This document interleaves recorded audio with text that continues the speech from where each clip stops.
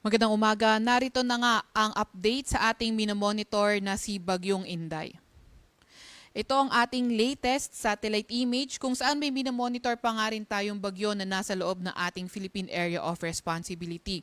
Ito ay si Typhoon Inday at kanina nga alas 4 ng madaling araw huli itong namataan na nasa layong 500 kilometers sa may northeast ng Itbayat, Batanes. Nagtataglay ng pinakamalakas na hangin mula sa sentro na 140 kilometers per hour at bugso na abot sa 170 kilometers per hour.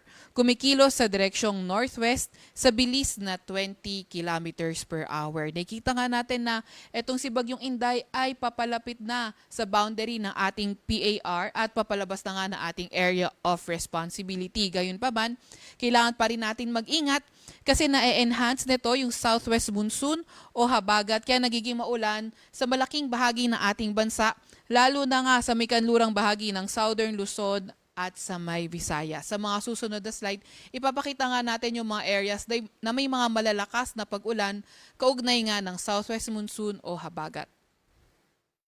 Ito naman yung latest track ni Bagyong Inday. Nakita nga natin na posible pa rin itong tahakin yung direksyong northwest at posibleng maglandfall or pass close sa mga isla south ng Japan. Posible na nga rin lumabas ito na ating Philippine Area of Responsibility this morning. In the next 12 hours, posible pa rin ito mapanatili itong kanyang typhoon category at posibleng humina into a severe tropical storm habang binabaybay nga nito yung mainland China. At meron pa rin tayong signal number 2. Dito yan sa hilagang bahagi ng Batanes, particular na nga sa may Itbayat, Batanes. Samantalang signal number 1 naman sa nalalabing bahagi ng Batanes, sa may Babuyan Islands at ang northern portion ng mainland Cagayan. Posible pa nga rin yung gusty conditions sa mga area kung saan nag-lift na tayo ng tropical cyclone wind signal. At posible pa nga rin yung mga bugso na mga malalakas na hangin dulot ng enhanced habagat at periphery nito Inday ngayong araw sa malaking bahagi ng ating bansa. Bukas naman sa malaking bahagi ng Luzon, malaking bahagi ng Visayas, sa may Zamboanga del Norte, Misamis Occidental, Lanao del Norte, Camiguin at sa may lugar ng Davao Oriental. Sa Lunes naman sa may malaking bahagi ng Luzon, sa may Panay Islands at sa may Negros Occidental. Dahil nga sa epekto ng enhanced southwest monsoon, meron tayong mga malalakas na mga pag-ulan na inaasahan.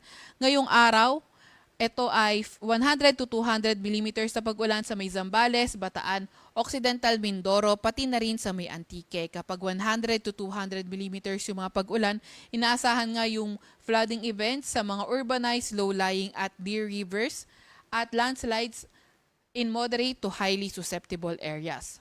50 to 100 millimeters naman ng mga pag-ulan ang posible sa La Union, Benguet, Pangasinan, Tarlac, Pampanga, Bulacan, Metro Manila, Rizal, Laguna, Cavite, Batangas, Oriental Mindoro, Romblon, Palawan, Aklan, Capiz, Iloilo, Guimaras, Negros Occidental at Negros Oriental. Kapag 50 to 100 millimeters ng mga pag-ulan, yung flooding sa mga ay posible sa urbanized, low-lying, near rivers at landslides sa mga highly susceptible areas.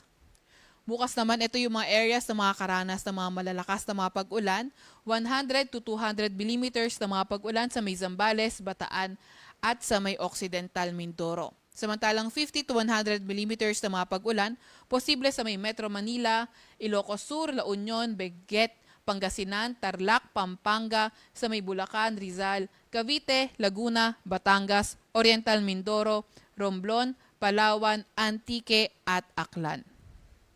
Sa Lunes naman, meron pa rin tayo inaasahan na 100 to 200 millimeters na mga pag-ulan sa may Zambales at Bataan. 50 to 100 millimeters naman ng mga pag-ulan posible sa may Metro Manila, Ilocos Norte, Ilocos Sur, La Union, Benguet, Pangasinan, sa may Tarlac, Pampanga, Bulacan, Rizal, Cavite, Laguna, Batangas at sa may Occidental Mindoro. Yung ating mga kasamahan sa Regional Services Division ay naglalabas din ng heavy rainfall warning kung saan naka-yellow alert na sa lugar ng Bataan, sa ilang bahagi ng Zambales, ilang bahagi rin ng Cavite at sa may lugar nga dito sa may Batangas.